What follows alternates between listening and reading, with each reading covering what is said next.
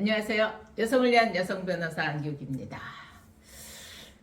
남녀가요, 한 집에서 동거하고 살고 있다. 물론 이제 혼인신고는 안 했죠. 그러면 모두 사실혼 관계로 인정받을 수 있을까요? 라고 하는 겁니다. 얼마 전에도 사실혼 관계가 안 된다고 주장을 한 남자 쪽에서. 근데 그때 사실혼 관계가 인정이 된 케이스였는데요.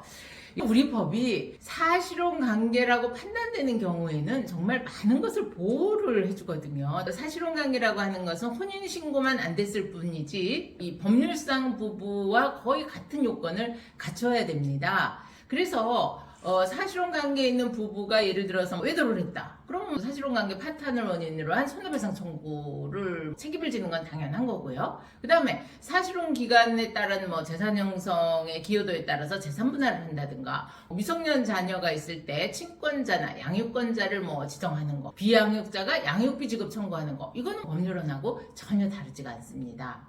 그것뿐이 아니죠. 우리 주택임대차보호법이나 근로관련법, 그리고 산재 관련법에서도 사실혼 배우자를 보호해주는 그런 규정들이 많이 있습니다. 그러다 보니까 남녀가 한 집에 동거하다가 헤어지는 경우에 이게 사실혼 관계다 아니면 단순한 동거다 라고 해서 법원에서 다툼이 되는 경우도 발생하고도 있죠. 네. 우리 시청자 여러분들, 아직까지 구독, 좋아요 누르지 못하신 분들은 꼭 눌러주시고 함께 해주시면 많은 도움이 되겠습니다. 소개해드리는 사례는요, 사실혼 관계임을 전제로 재산분할 청구를 한 사례였는데요, 법원은 이거는 사실혼 관계가 아니다라면서 재산분할 심판 청구를 받아들이지 않은 사례입니다. 이 사례 주인공들은 같은 직장에 근무하던 중에 서로 눈이 맞아서 연애를 하게 됐습니다. 당시에 이 남자는 유부남이었고 여자는 싱글이었다고 하니까 불륜관계였던 거죠. 그런데 이 불륜행위가 남편의 아내에게 발각이 되고 결국은 아내는 남편에 대한 신뢰를 회복하지 못하고 이혼소송을 제기하고 그 애인을 상대로 해서는 상간녀 소송을 제기해서 손해배상을 받게 됩니다. 그렇게 되니까 남편은 아내와 이혼을 하게 되니까 집을 나와야 됐죠. 그래서 당장 갈 곳이 마땅치 않으니까 내연녀 집으로 들어가서 같이 살게 된 것 같습니다. 이들이 약 1년 반 정도 같이 동거를 하다가 이 사이도 또 틀어져서 헤어지게 됐어요. 이분들이 교제를 시작한 것은 남편이 혼인생활 중이었으니까 아마도 남편이 이혼이 확정되고 나서 두 사람이 동거한 기간은 1년 반이 안 됐겠죠. 그렇게 길진 않았던 것 같습니다. 이 사건에서 남편이 전처와 이혼이 확정되기 전에는 이들 사이는 불륜관계였기 때문에 그때 사실혼 주장을 할 여지가 없고요. 물론 남편이 이혼을 하고 나서 싱글이 되고 나서는 이제 불륜은 아니죠.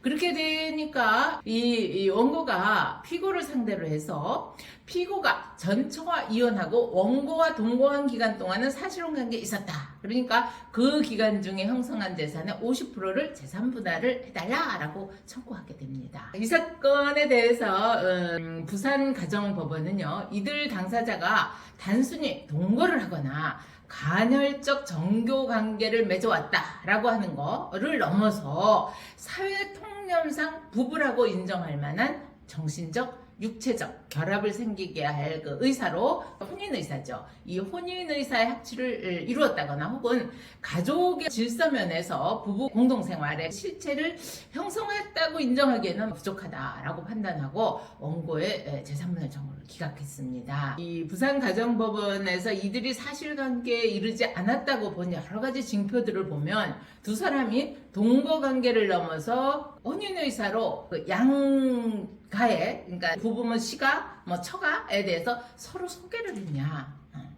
그쵸? 그 다음에 양가의 부모나 혹은 가족들과 서로 상견례를 했냐. 혼인신고는 하지 않았다 하더라도 최소한 결혼식은 올렸냐. 또 신혼여행 같은 어떤 공동체를 꾸리는 일반적인 절차는 거쳤냐. 동거기간 중에 혼인신고에 관한 논의는 했냐. 언제 혼인신고를 한다든가 혹은 자식을 어떻게 낳자든가 이런 거. 그 다음에 결혼생활에 관한 어떤 구체적인 계획을 세운 사정이 있느냐. 그리고 서로의 가족에게 상대방을 배우자로 소개했느냐. 이것도 굉장히 중요한 징표겠죠.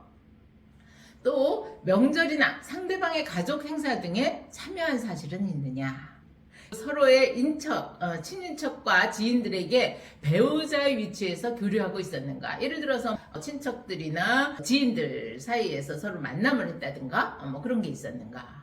그리고 본인들뿐만 아니고 제3자인 그 인친척이나 지인들이 이들을 부부 관계로 파악하였다고 볼 만한 증거가 있는가?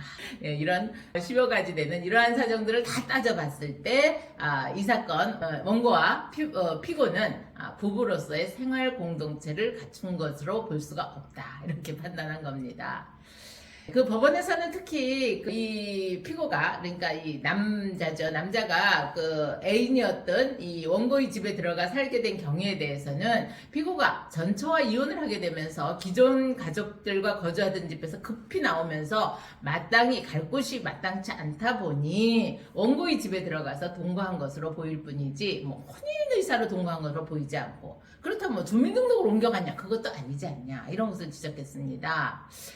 또 하나, 이들이 동거 기간 중에 서로의 채무를 대신 변제해주거나 뭐 돈을 서로 지급한 거, 이것만으로도 서로의 재산에 대한 경제적 공동체를 이루어서 생활한 것으로는 볼 수 없다. 이렇게 판단했습니다. 이 사례는 혼인 생활을 하는 부부가 어떤 행동을 해야 부부로서 공동생활을 한다고 판단받을 수 있는지를 다시 한번 알려주는 사례여서 소개해드렸습니다. 오늘도 행복한 날 되십시오.